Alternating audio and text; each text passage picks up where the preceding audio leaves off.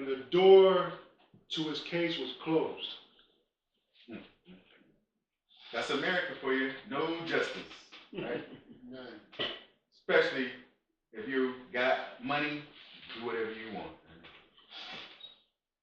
Okay, so give me Isaiah 5, 21 to 23. Right.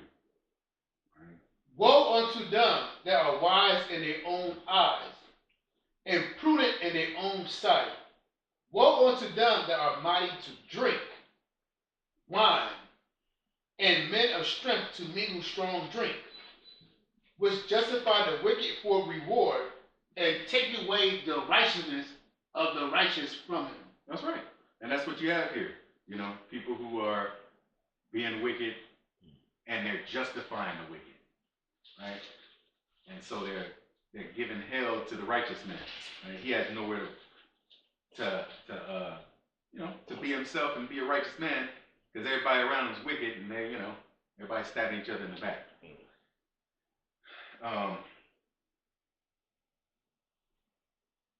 Okay, so let's go on. The life and death of Craig Spence was disappeared through a near uniform media and political blackout. Right. They, just sweeping it under the rug. He's passed away. We don't want to name any names. We don't want to dig any deeper. So let's go ahead and just put this thing to bed. Go ahead. There were no mainstream books, few follow-up articles, and no congressional hearings. Much of the coverage from the time is not easy to find today. The Washington Times 1980s articles, for example, are not in its publicly available archive. Right. Spence is a ghost of history, a specter at the edges of a storm. I was a child when Spence carried out his operation, and I was in my 30s when I first heard about it. Despite studying government corruption for my entire life,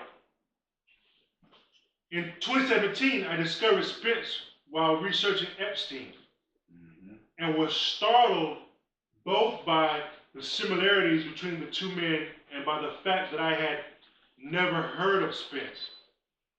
At the least, his case seemed like memorable tabloid fodder, the kind of salacious story a ratings-hungry media usually embraces. Right. So it seemed like a story you would read. Remember those tabloids back in the day, like U.S. News or something, would have like, oh, it's a baby was born with a pig's head or something like that. That seemed like so. In other words, this story seems so unbelievable because of all the wickedness, you would expect to see it in one of those tabloids. It's crazy. But this dude's giving White House tours. Man. So he ain't it's not just a little thing. Go ahead. The kind of salacious story a ratings-hungry media usually embraces, and likely indicative of something darker and more dangerous. Right.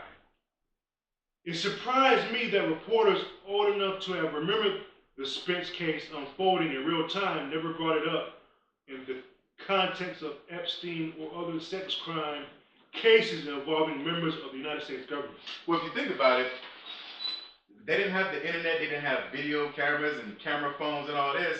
A damn member of the the government will kidnap your ass. You come up missing, and there ain't no video camera footage to find you. So they have real reason to be concerned. You know what I'm saying? You can't cross these people. They obviously don't have no morals, right? All right.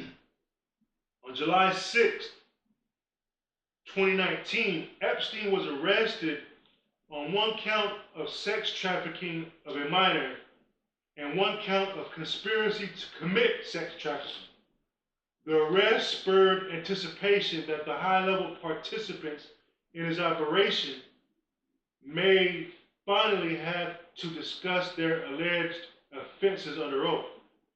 This testimony never came to pass. Right. Nobody ever had it. Nobody had to testify or nothing. Nothing came out. They just buried it.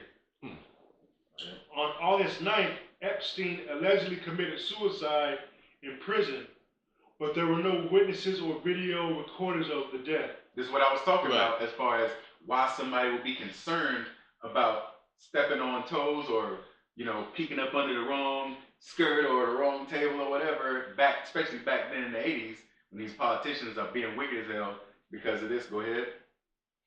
In an amazing coincidence, the prison guards fell asleep and the prison cameras all malfunctioned at the birth. See? Yep. Hey, that's high level wickedness in what was it? Wickedness in high places? Mm-hmm. In an amazing coincidence, the prison guards fell asleep and the prison cameras all malfunctioned at the precise moment he hung himself in his cell. All right, so yeah, let me get Psalms 37, 1 and 2. Fret not thyself because of evildoers, neither be thou envious against the workers of iniquity, for they shall soon be cut down like the grass and wither as the green herb. That's right. So yeah, you know, and this devil right here, this demon, was cut down. So as an Israelite or somebody who's working daily to strive to keep the commandments and be righteous and, you know, prove yourself to be acceptable in the sight of the Most High, you can't be jealous or envious or, you know, too concerned about all the evil that's being done over here and how it seems like he's getting everything he wants. It seems like he's not getting punished, right? I mean, he got cut down, rightfully so. He got what was coming to him, but of course there's more people. Like just like at the beginning when we were reading about Spence, the Spence character, you know, when he wrote that note on a mirror and he's saying chief, still, so somebody's above him, giving him orders or having him do these things. We don't know who that person is. Don't really know what it is, all that he's, you know, doing. So, you know, these are like ghosts out here, you know, wicked ghosts with money and terrorism on their mind. All right. No. Okay. The suspicious circumstances of the suicide, on top of the claims that Epstein was dead and thus unable to threaten people, spurred a brief cavalcade of coverage. Suddenly, there was no longer a paucity of reporting on Epstein, but a flood of conflicting narratives. The truth became buried in the explosion of articles, memes, and theories posted in the aftermath, a blitzkrieg of innuendo that does a disservice to his victims by making a mockery of his crimes. Hold right there. Can you pause it for a second?